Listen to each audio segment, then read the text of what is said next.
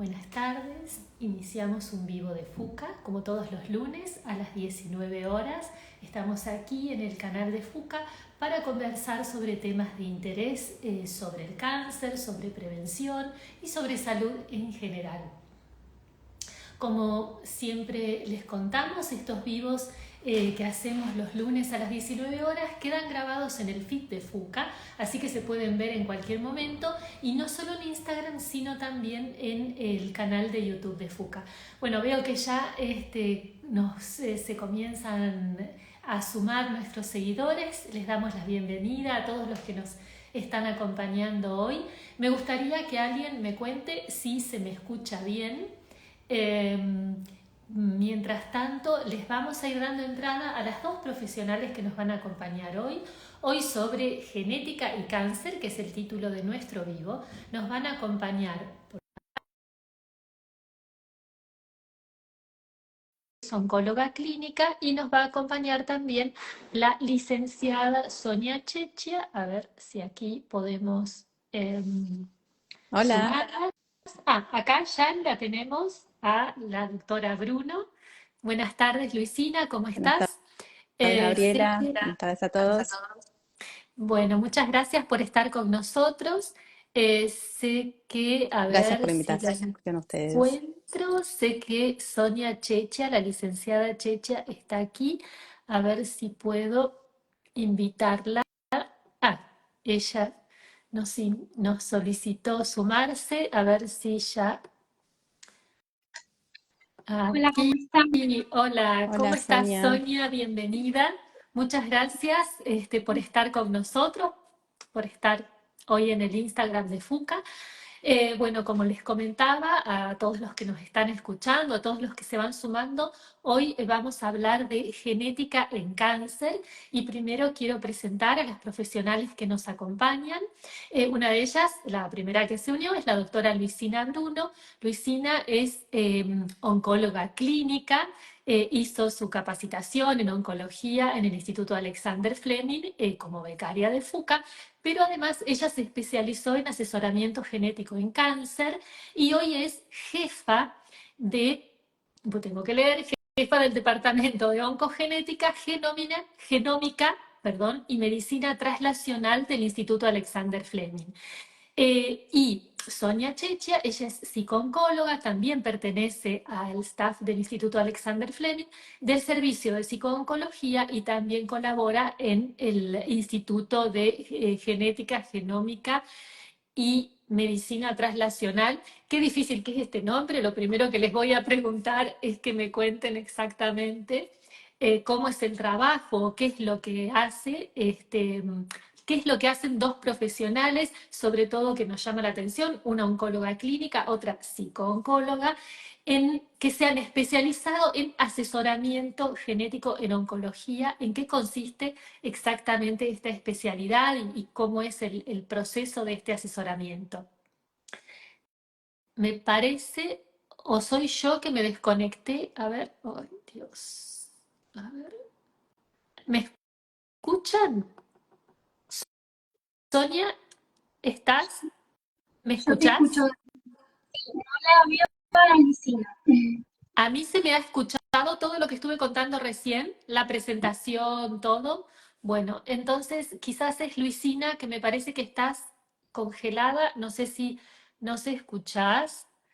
Eh, Quizás podés salir, a ver, yo no me veo. A ver, parecería que estás, pero a ver si te puedo. Te voy a invitar, Luisina, te voy a invitar para que vuelvas a entrar. Probablemente se te cortó por un momentito internet.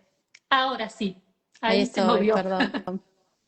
¿Qué tal? Bueno, no sé si llegaste a Escuché, escuchar, estaban las escuché todo, me presentaciones. quedé como en off. Ah, bueno, perfecto. Entonces, a ver si podemos comenzar, y quizás explicándonos lo que parece muy básico, pero me gustaría que vos nos expliques en qué consiste tu trabajo hacia los pacientes en lo que es asesoramiento genético en oncología.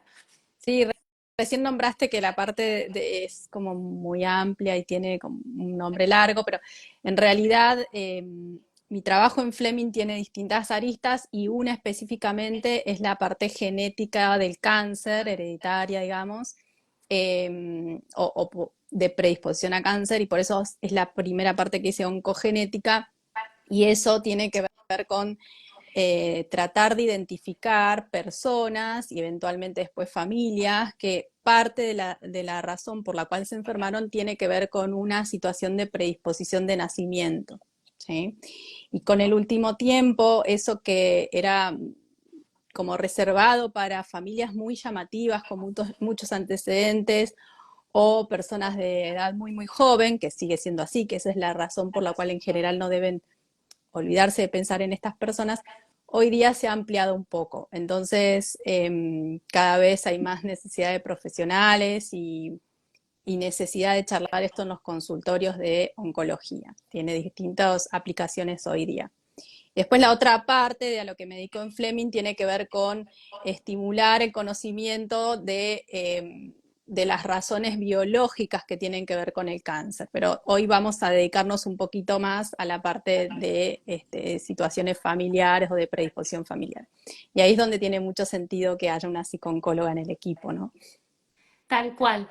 Antes, sí, antes de pasar este tema que le quería preguntar especialmente a la licenciada Chechia, creo que aquí apunta también que hay una diferencia que no es lo mismo entre genético y hereditario, ¿verdad?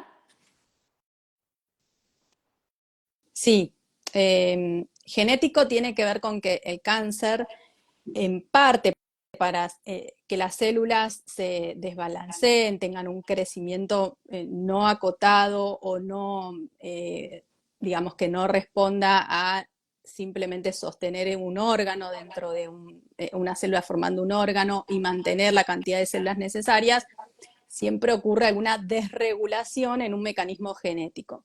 Y eso en el cáncer siempre de fondo está, ¿sí? Sabemos que mucho de la investigación que Fuka tiene que ver y tratar de entender las razones es ver qué está pasando en la célula y después aprovecharse de eso para pensar los tratamientos.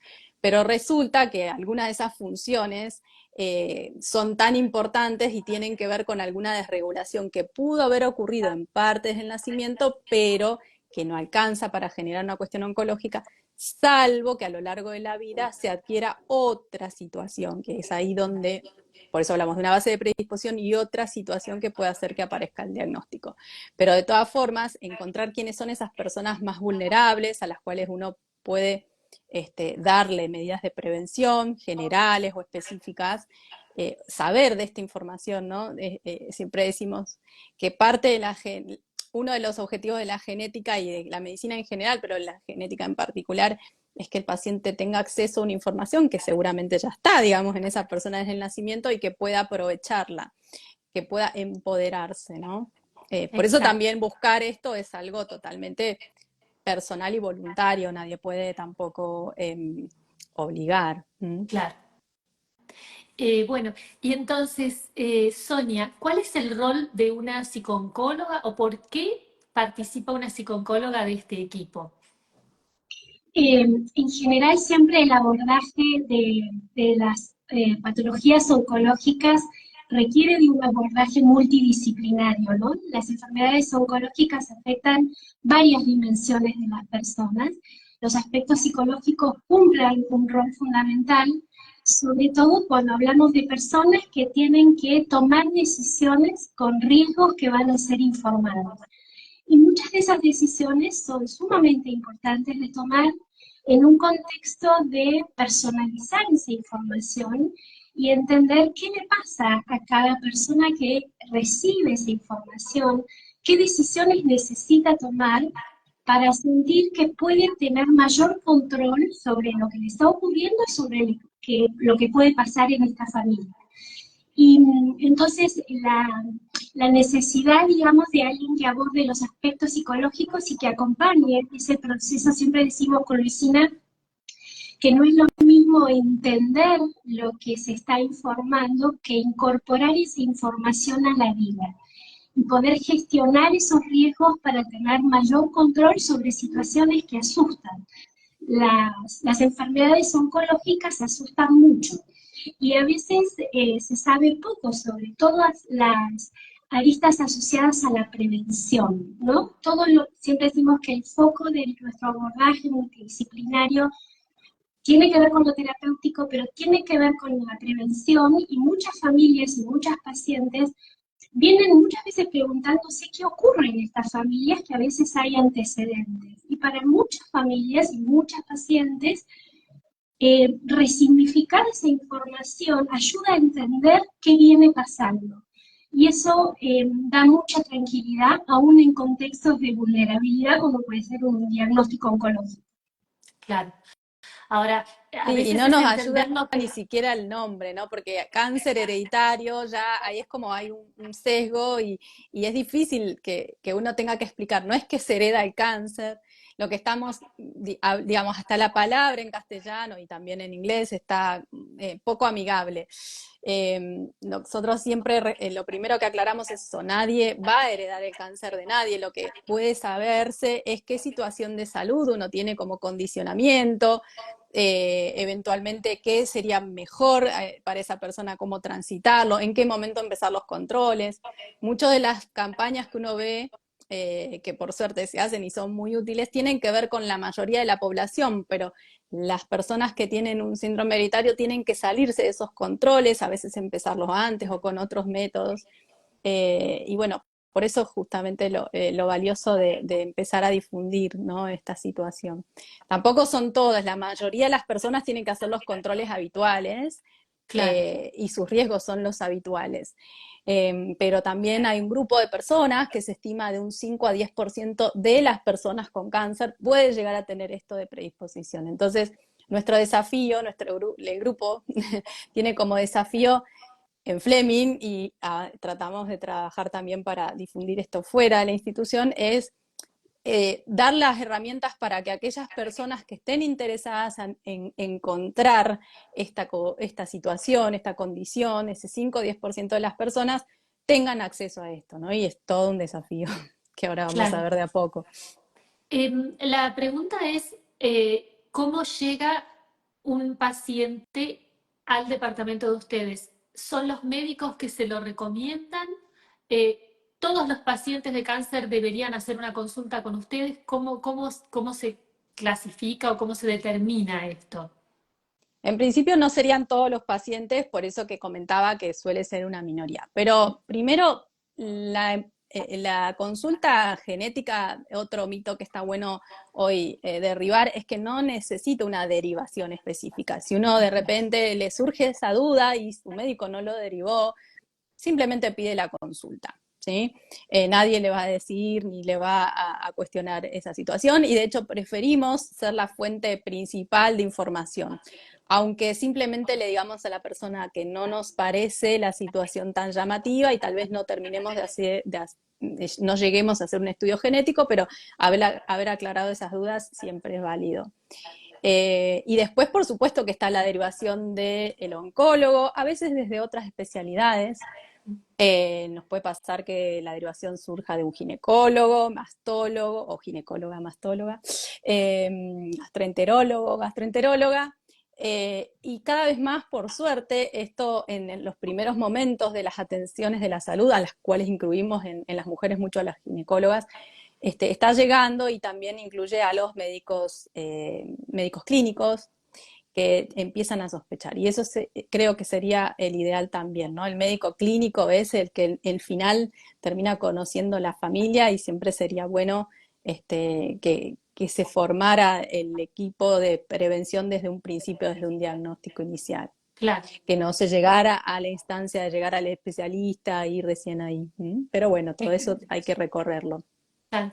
Hay determinados tipos de cáncer que tienen más, digamos, incidencia o en los cuales es más importante el factor hereditario que en otros, o es para todos los tipos de cáncer.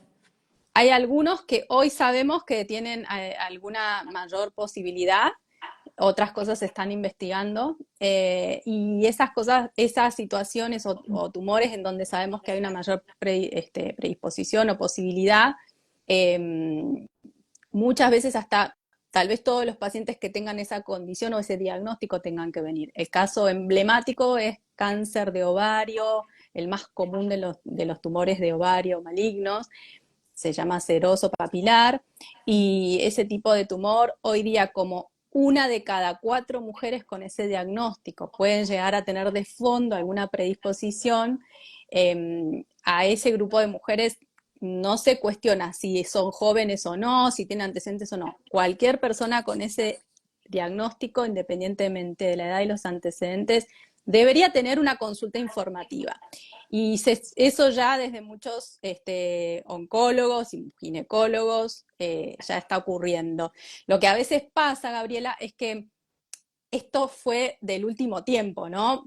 Digamos que está disponible en el mundo y en Argentina específicamente del 2015 aproximadamente ahí. Entonces tal vez hay mujeres que por suerte, por sus tratamientos están curadas y tal vez en su momento no se lo dijeron y ahora en los controles puede surgir eso como testearse, porque no es que uno tiene, digamos, necesidad, sí, de que sea una paciente recientemente diagnosticada. Si se enfermó de esto en algún momento de su vida, y más si ha ocurrido ahora, cáncer de ovario, seroso papilar, debería por lo menos poder tener la opción de hacerse un estudio para descartar si hay o no un gen.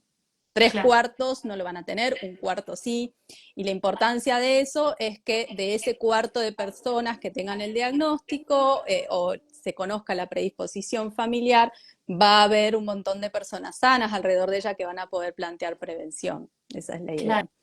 Claro. Hay otros tumores que están más limitados a ciertas condiciones, o por ejemplo a la edad de aparición, ¿sí? Cáncer de mama en general no es todas las mujeres.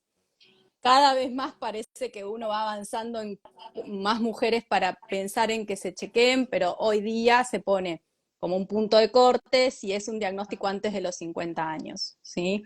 O si es después de los 50 años y hay otras condiciones de la biopsia, como que sea triple negativo o que sea cualquier edad pero tiene antecedentes familiares. Ahí ya entramos a la consulta un poco más detallada donde uno debe conocer los antecedentes. Bueno, Para no dejar afuera a Sonia, los varones, de próstata claro, también es una situación a donde se está empezando cada vez más a charlar a esto, y en realidad ahí también hay un grupo de todos los varones, no con diagnóstico de próstata, sino los varones que tienen un diagnóstico de próstata y su enfermedad ha tenido una recaída. En ese momento uno ya puede empezar a plantear. ¿Y por qué si su enfermedad tuvo una recaída? Porque ahí se agrupa un grupo de personas en donde no es tan habitual que la próstata tenga una recaída, entonces ahí llama la atención. Y después hay un criterio práctico que es no solo pensar en toda la prevención que se puede hacer a partir de esa persona diagnosticada y sus familiares sanos, ¿sí? Para que no se enfermen o por si se enferman para que sea muy temprano y se curen, sino porque hasta hay tratamientos que en esas circunstancias los médicos quieren definir si van a poder dar o no a esas personas. Si un paciente tuvo cáncer de próstata y requiere un tratamiento después de las hormonas, hay cosas que están diseñadas para que se pueda aprovechar esa característica del tumor que creció bajo una predisposición familiar o un gen específico, y entonces esas personas no se queden sin ese tratamiento. Por eso muchos oncólogos lo tienen mucho en la cabeza hoy día, a partir de estos tratamientos que surgieron. claro. Bueno, se me ocurre pensar como madre que quizás si me encontrara en una situación así, quisiera a toda costa que se investigue y que se sepa, como pensando en mis hijos, en mis hijas, cuando hablas de ovarios o de mama. Eh, Ahora, ahí también entran a jugar, me parece, temas relacionados con los miedos a que pasen las cosas. Por eso le quería preguntar a Sonia si es así, si ocurre esto y cómo se gestiona esto, cómo se conversa. Sí, por supuesto que el miedo, la incertidumbre, la angustia, la culpa, son emociones pertinentes en estas situaciones y que en todo caso lo que nosotros podemos es acompañar a las pacientes y a los pacientes en esto precisamente, en entender que acceder a esa información es sumamente importante, pero requiere tomar decisiones, ¿no? En lo personal y en lo familiar. Y que también somos muy respetuosas y respetuosos en cuanto a lo que es la información y las implicancias personales y las implicancias familiares, ¿no? La información, siempre decimos, el proceso lo hace un paciente o una paciente, y esa información, primero que nada, es para la paciente o para el paciente. Y después, por supuesto, que esto ayuda a entender y ayuda a informarlo y detectar en una familia si existe o no esa predisposición familiar, ayuda a tomar medidas. Como vos decís bien, a veces hay que hacerse cargo de cómo informar. Sabemos también que esto lo sabemos en el mundo y lo sabemos porque hemos hecho estudios en Argentina, que también podemos romper algunos mitos, ¿no? Y los estudios genéticos no agregan malestar emocional a las personas. A lo sumo pueden agregar hasta durante el proceso, en determinados momentos, hasta la entrega de los resultados, cuando después se toman decisiones, a veces quirúrgicas, sobre medidas preventivas y demás.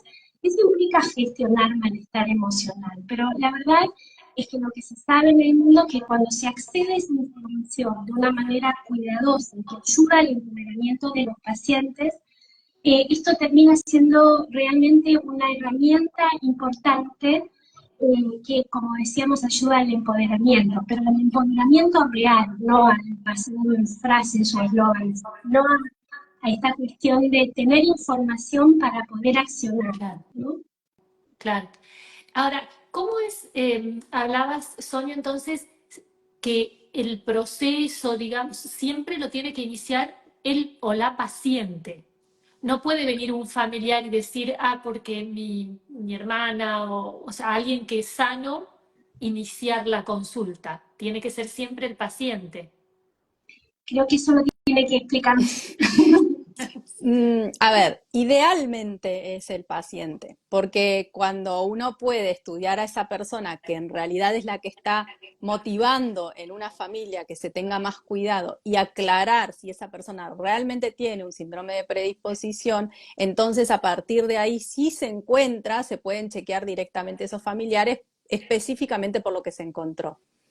Si yo empiezo por una persona sana y le hago un estudio genético y me viene normal, tal vez es normal porque ni siquiera el afectado estaba con un síndrome de predisposición. Y entonces Claro, tengo que estudiar, si son 4 hermanos, a los 4 para decirle, mira, no encontré nada y al final no encontré nada porque tu papá o tu mamá no lo tenía.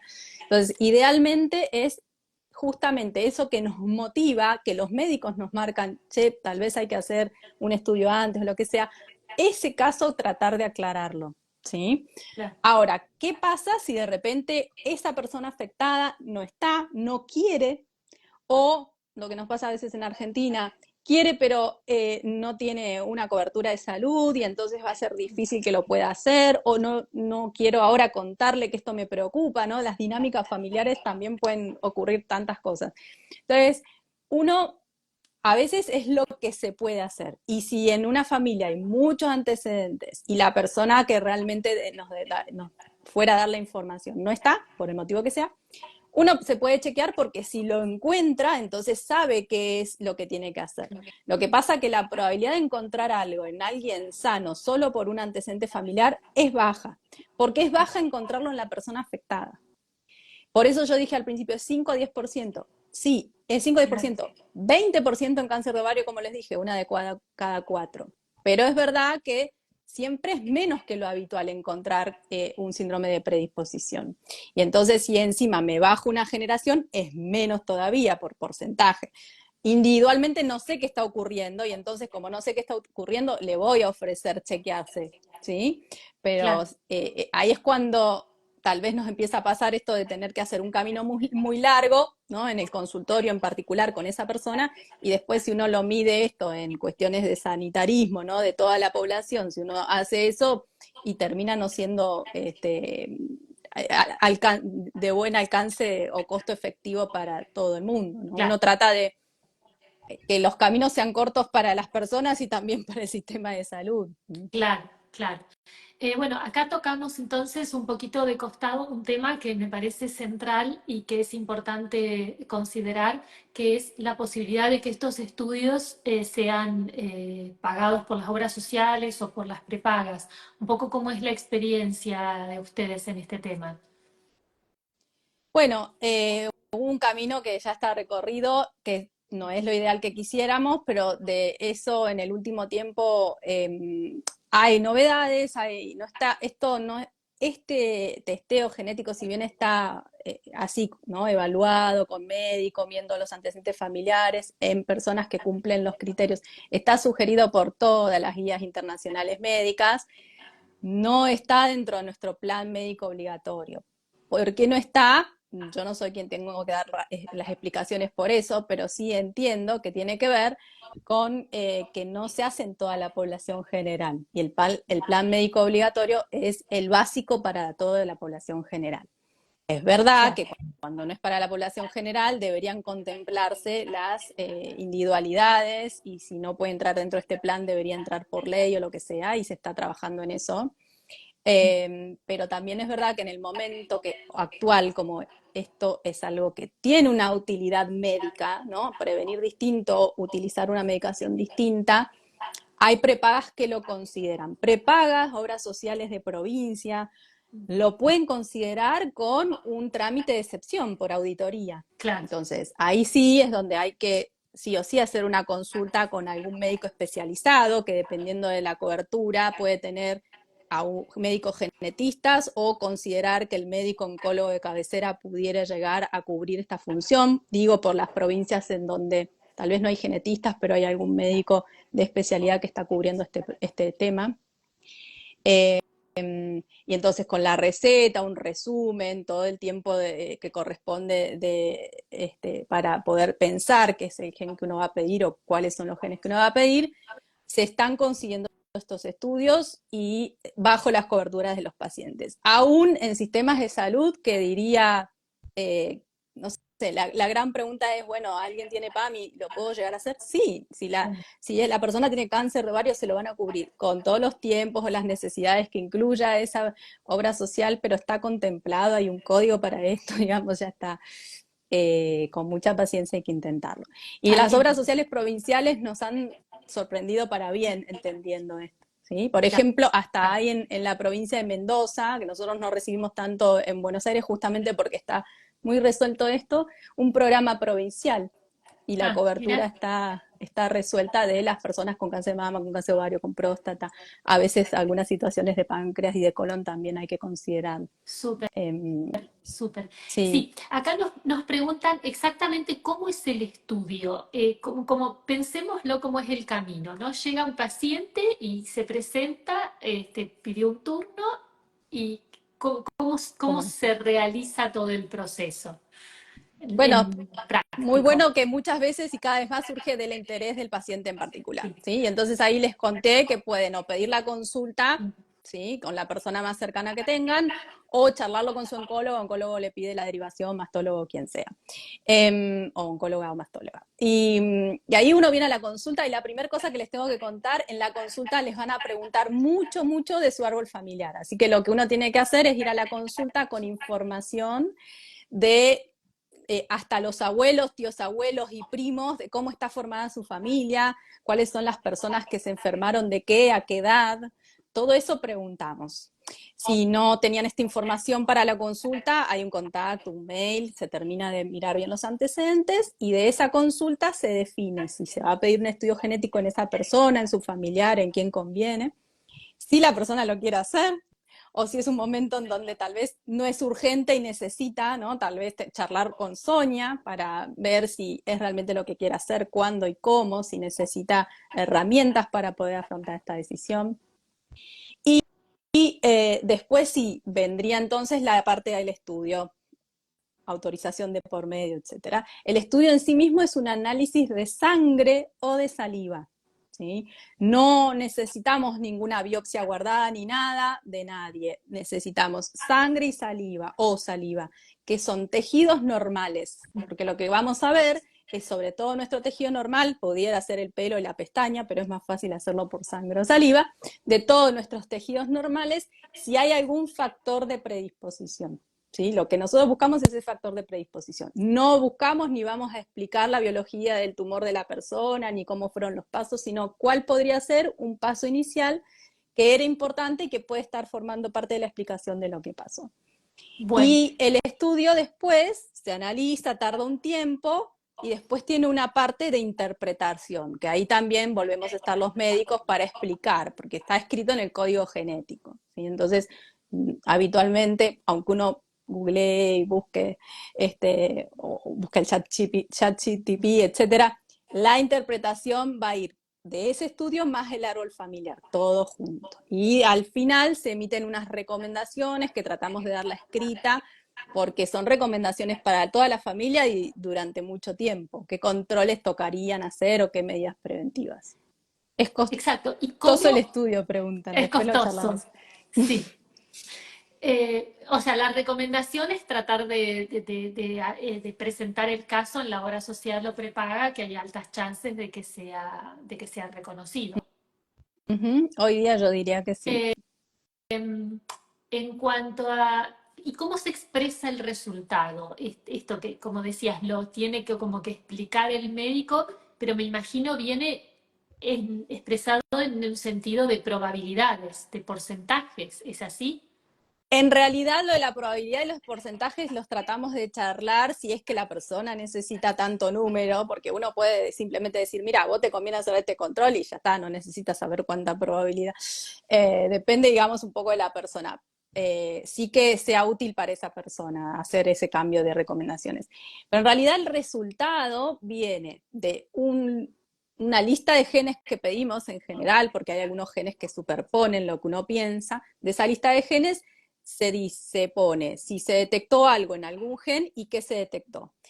¿Por qué? Porque lo que se detectó puede ser un cambio que tal vez no es importante, ¿sí? Entonces, si no es importante hoy día, prácticamente se trata de que uno no le reporten eso porque no tiene ninguna utilidad. Pero si se encuentra un cambio importante, debería aparecer. ¿Y qué significa ese cambio? Ese cambio puede ser algo que inactiva una función muy importante y entonces se considera patológico, patogénico, que tiene que ver con la predisposición, etcétera. Y entonces a ese resultado, los médicos hablamos muy mal acá porque yo siempre digo, a ese resultado que encuentra algo, le decimos, esto, como lo encontré, es positivo, detecté algo, ¿sí? Entonces puede aparecer el informe positivo para tal gen. Entonces significa que en tal gen encontré algo y que eso es patológico o se asume que está alterando la función de ese gen, ¿sí? O puede decir negativo, no se encontró nada. Negativo no es que está mal, no es que es malo, sino que no se encontró. Y, y entonces ahí viene toda nuestra interpretación, porque la cosa es, bueno, esto que encontré, ¿es realmente lo que yo pienso que puede tener que ver con lo que está pasando en la familia? ¿Y esto qué significa? ¿Qué medidas preventivas te toca a vos de acuerdo a tu edad? Entre dos opciones, ¿cuál es la que vamos a elegir de acuerdo a lo que a vos también aceptarías? ¿Sí? Entonces, podríamos decir que es positivo, negativo, blanco o negro en general, pero también hay una etapa de grises.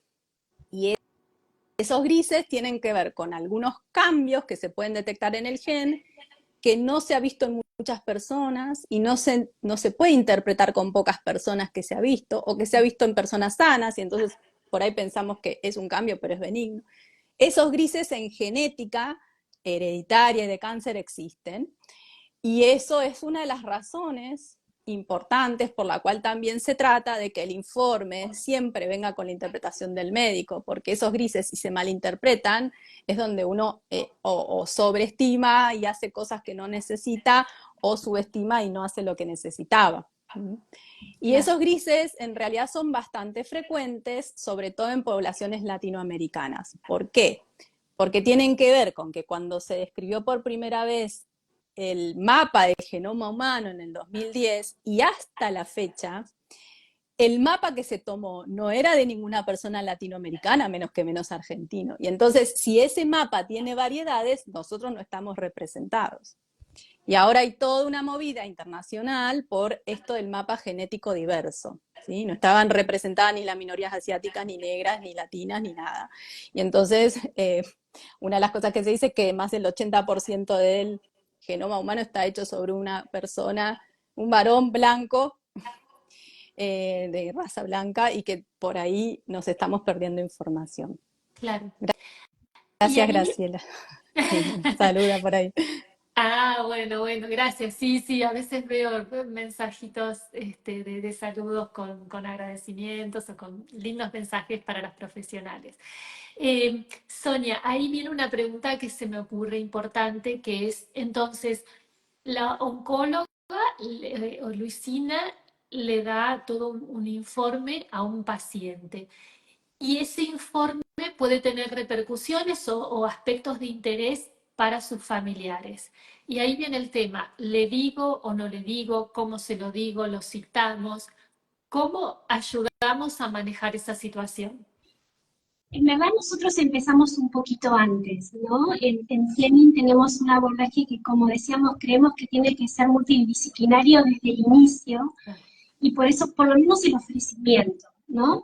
Entonces, cuando las pacientes piden consulta en nuestro servicio, junto con completar reciben un mail en donde completan todo lo que son los antecedentes familiares que necesitan los genetistas para evaluar riesgos, y a su vez también nosotros mandamos un link en donde evaluamos cuál es la situación emocional de cada paciente, porque también entendemos que aparte de tomar decisiones sobre cuestiones en relación al cáncer, a las personas nos pasan cosas en la vida, y a veces hay momentos que no son los mejores, o uno está atravesando un diagnóstico reciente, o está en una situación de duelo, o está en un momento, o tiene antecedentes de alguna dificultad o alguna dificultad en gestionar el malestar emocional. Entonces evaluamos desde ese cuestionario el impacto emocional que podría tener este proceso de asesoramiento genético. Y cuando percibimos o evaluamos que hay pacientes que se verían beneficiados por un acompañamiento psico-oncológico desde el inicio, porque como decía Luisina, este proceso es largo, ¿no? Tomar la decisión de hacer la consulta genética es la primera decisión que toman los pacientes. Después es la decisión si se realiza un estudio genético o no, después qué se hace con ese resultado, después cómo se informa a la familia. Entonces, desde ese momento inicial es que existe la posibilidad que los pacientes tengan un acompañamiento también desde lo psico-oncológico. Algunos pacientes lo toman, otros no, otros vienen con el resultado del estudio genético y también con cuestiones muy concretas en donde necesitan herramientas para pensar decisiones a tomar sobre sus cirugías preventivas o sobre seguimiento de alto riesgo, que es distinto a la población general, y también cómo comunicar, a quién comunicar, si se comunica a menores, si no se comunica, cómo informo a un hijo, cómo le pido a un padre o a una madre que se haga un estudio genético. Esto que decía Luisina, a veces nuestro trabajo, mi trabajo en el servicio es hacer un poco de enlace, ¿no? Entre lo que es lo mejor en términos genéticos y lo que es posible en términos subjetivos y personales. Claro, Así que es un poco el trabajo que me toca a mí. claro. Sí, pero de Y todas formas hay tiempos que en genética son mucho más prolongados que en los momentos en donde uno tiene que decidir un tratamiento, ¿no? Uno en el paciente que tiene un diagnóstico oncológico está como esta cosa de que, por supuesto, médicos y pacientes están ansiosos por empezar y hacer un tratamiento, eh, pero acá nos plantamos en otra situación de, bueno, tenemos que planificar que la prevención llegue para ese paciente y para su familia en tiempo y forma. claro, Y lo primero que uno hace, ¿no? El instinto de supervivencia primero y además el instinto de cuidado familiar. Y sí, pero eso es lo primero que uno hace, pero a veces de repente esa mujer tiene hijos muy chiquitos y es una información que va a ser muy válida y tiene muchas ganas de protegerlo, pero esos niños no necesitan ahora hacer claro, el estudio genético. Va a ser una información que si es que da, después se van a chequear en la etapa adulta. Y claro, si da normal, y eso también lo recalco, porque uno dice, si es 5 y 10% de las pacientes con cáncer de mama, los varones con cáncer de próstata, significa que hay un 80%, 90% de personas que nosotros le hacemos la consulta de testeo genético, los acompañamos en este camino de decisiones, y el resultado es normal, ¿sí? Entonces claro. también eso de por ahí, bueno, saber que esta información ya está chequeada y no está, saca algunos cucos, ¿no? Y cuanto antes uno lo saca, mejor, Claro, para no después tener que elaborar toda esa ansiedad acumulada. Pero es verdad que eso es una información muy importante, que también es un legado el resultado normal, ¿no? Que uno pueda decirle más grande al niño que creció, bueno, yo me hice un estudio genético en su momento y esto no se detectó. Eh, por supuesto que eso no significa que las personas que están cercanas en esa familia no van a tener que cuidarse de ese diagnóstico que apareció en la familia, no, porque hay otras razones por las cuales el cáncer de mama puede aparecer y no es por el gen. Y hay algunas conocidas y otras desconocidas, claro, y ahí el valor de tenerle la información hace que uno igual se controle por las dudas. Esa parte, con un test genético normal, yo siempre digo, no es un escudo para dejar de controlarse, ¿sí? Al contrario, es decir, bueno, no necesito hacer esto de más, cirugía claro. preventiva, un control distinto, lo que sea. Pero esto lo sigo haciendo tal vez hasta un poquito antes que la edad de todo el mundo. Por eso la interpretación del resultado incluye el árbol genealógico y no solo el test genético. ¿Mm? No es solo, Claro. mira, un test genético, si es normal, queda todo igual. No. Tal cual, tal cual. Sí, sí, siempre es el valor de tener información para poder actuar de manera razonable y racional. Bueno, está siendo, este vivo se está convirtiendo en más largo de lo que es habitualmente. Les robamos unos minutitos más a Luisina, a la doctora, y a la licenciada Chicha, porque estoy viendo dos preguntas que quizás son interesantes. Nos preguntan porque hablamos de varios tipos de cáncer, pero no de cáncer renal. ¿Hay algún tema relacionado con el cáncer renal, Luisina?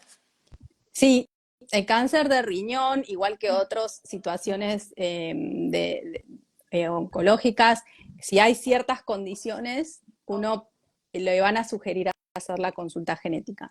Digamos, la condición habitual por las guías es si el cáncer de riñón apareció en alguien antes de los 45 años y si esa persona tuvo diagnóstico bilateral en dos riñones, por ejemplo, dos órganos pares que se enfermaron, eso se considera algo que posiblemente no sea una casualidad y haya algún factor de fondo, puede que sea algo del ambiente también. Claro, O, por supuesto, si esa persona tiene algún antecedente familiar, independientemente de la edad, también se considera. Pero sí es una posibilidad.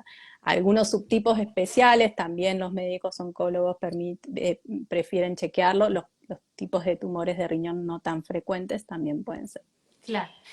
Había dos preguntas que quiero responder rápidamente para que no queden y que las vi escritas. Una es si se puede hacer el estudio genético mientras que uno está haciendo un tratamiento oncológico activo de quimioterapia, se puede, ¿sí?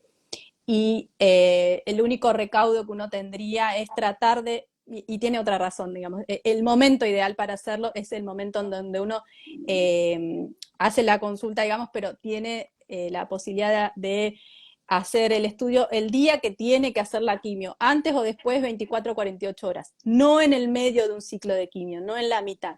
El día que hace la quimio porque puede aprovechar el mismo pinchacito, ¿sí? Si ya tiene hecho la consulta, la Claro, autorización, ese mismo pinchacito puede derivarse al estudio de los bien, glóbulos blancos para autorizar que pase la quimioterapia ese día y para que claro, se derive al laboratorio de biología molecular. Y después la parte técnica de eso es porque como vamos a mirar glóbulos blancos, vamos a tener el material óptimo. Si vamos en la mitad de un estudio genético, de un tratamiento oncológico que baje las defensas, vamos a tener menos glóbulos blancos para utilizarlo como material, pero poder se puede. claro, ¿Mm?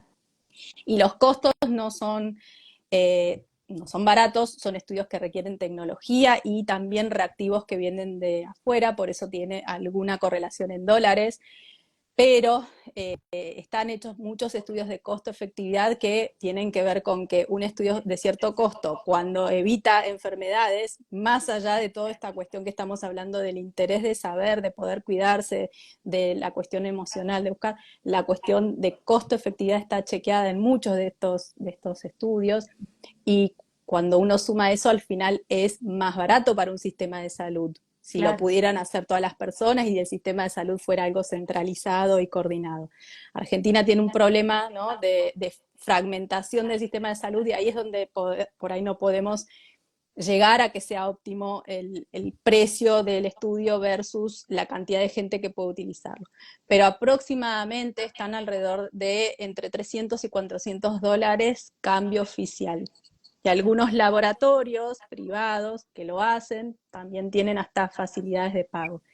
Y algunas prepagas, si logran hacer un convenio y tener muchos pacientes, ahí logran un precio diferencial. Por eso también es importante que estén involucrados los pagadores de salud.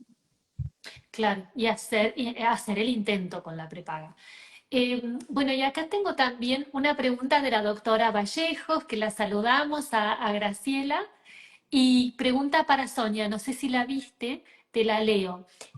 Sonia, ¿cuán frecuente es en tu consulta que, dados los efectos negativos que puede generar la incertidumbre del estudio genético, tuviste que decir al oncólogo que evalúe solicitarlo en otro momento?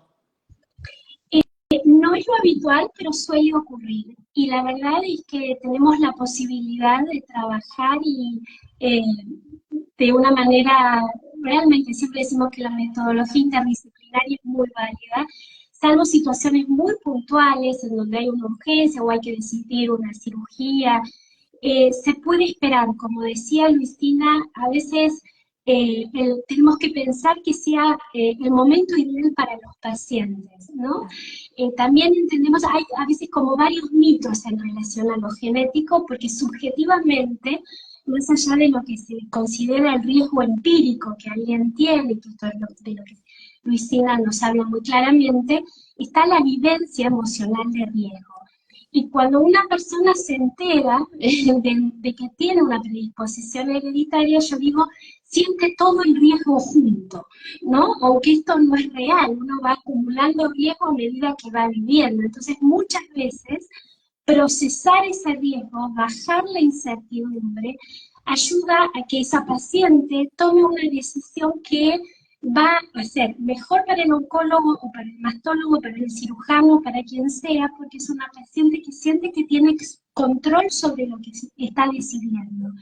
Y apelamos a esto, a lo que llamamos en medicina personalizada la toma de decisiones compartida entre el equipo médico y las pacientes.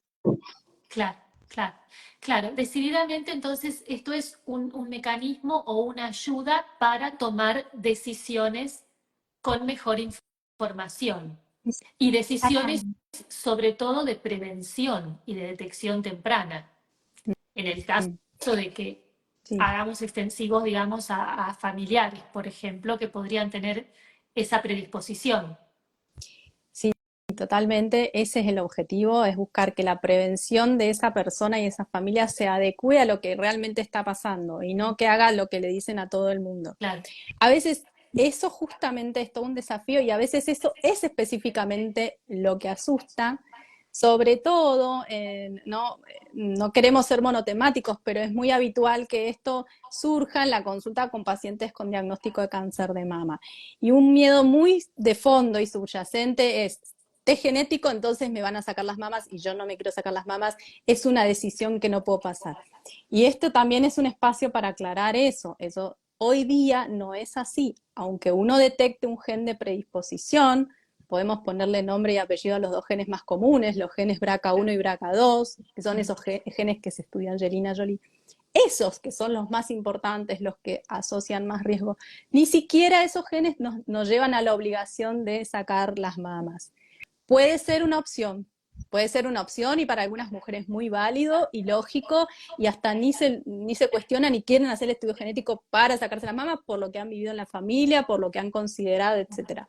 Pero para otras pacientes esta noticia puede venir como algo no tan esperado y que la decisión de pensar en una mastectomía reductora de riesgo no parece ser aceptable y eso igual tiene sentido que se haga en el estudio genético porque hay otra opción de prevención que es cambiar a un control que incluya la resonancia mamaria. ¿Sí? Y muchos de ustedes siempre recalcan de que la prevención en medicina puede ser una prevención primaria de no enfermar, ¿no? Las vacunas, las cirugías, o una prevención secundaria de un diagnóstico muy a tiempo para que uno se cure. claro. Bueno, con unos genes uno puede tener un diagnóstico muy a tiempo y uno se cura de eso, o tal vez lo detecten en un estadio in situ, que no llega ni a ser cáncer, y entonces uno pueda igual estar bien. Entonces, eso aún con los genes ocurre. El problema de no saber los genes es que a veces esos genes nos obligan a empezar a hacer los controles entre los 20 y los 25 años, no a operarnos, pero así este control con resonancia. Y si yo por alguna razón no me entero de esto o decido, no, lo voy a hacer a los 40 años, me estoy haciendo un control que me queda corto. Claro.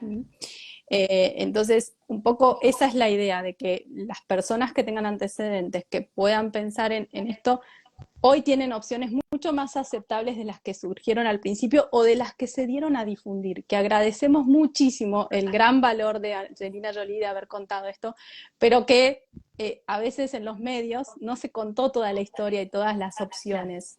Claro, ella lo dijo muy bien, dijo, es para empoderarse y hay opciones, y yo elijo esta, y lo escribió, pero bueno, a veces como repercute, ¿no? Por la situación de ser una persona famosa y tan expuesta, tal vez en algunas personas sonó muy traumático. Claro, queda solo la parte como más llamativa, que es, se hizo una cirugía Sí, claro. y se quitó las mamas, ¿no? Uh-huh. Así que, bueno, a las dos, muchísimas gracias, súper interesante. Creo que el tema da para muchísimo. Quizás en algún momento hagamos otra charla también sobre este tema. La saludamos a la doctora Graciela Vallejos, que sí sabemos es de Corrientes y nos está escuchando. Muchas gracias por su mensaje y por la pregunta tan interesante. Pero bueno, Gracias, sí. me gustaría que cada una pueda dar un mensaje de cierre de esta charla. Aunque estamos pasados de tiempos, pero bueno, aunque sea un mensaje muy breve, pero me gusta siempre darles la oportunidad de que lo cierren ustedes. Yo como hablé Así. mucho, voy a hacer un mensaje cortito y espero a Sonia que dé un mensaje más lindo. Yo la verdad es que agradezco a ustedes por este espacio, creo que es algo que habitualmente nos falta, el poder acercarnos a la gente para hablar esto de síndromes hereditarios y que la gente necesita. Gracias a los que participaron, hicieron sus consultas y seguramente también a través de FUCA si hubo alguna consulta que no se pudo resolver o que Claro. surge. Podremos avanzar y clarificarlo. Así que bueno, muchas gracias por el espacio. Bueno, muchas gracias, Vicina. ¿Y Sonia? No, simplemente agregar que es importante, estamos en la era del paciente ciudadano, ¿no? Creemos que el verdadero empoderamiento es cuando las personas podemos ser autogestivas y pensar en el autocuidado personal y familiar. Y la verdad que el asesoramiento genético oncológico ayuda a esto, ¿no? Claro. Y nosotros como profesionales creo que lo que podemos ser son como acompañantes y facilitadores del proceso de empoderamiento de los pacientes. Bueno, nuevamente, muchísimas gracias y Gracias, gracias a todos por Gabriela. estar y cerramos. Hasta la próxima. Chao, chao. Chao. Gracias.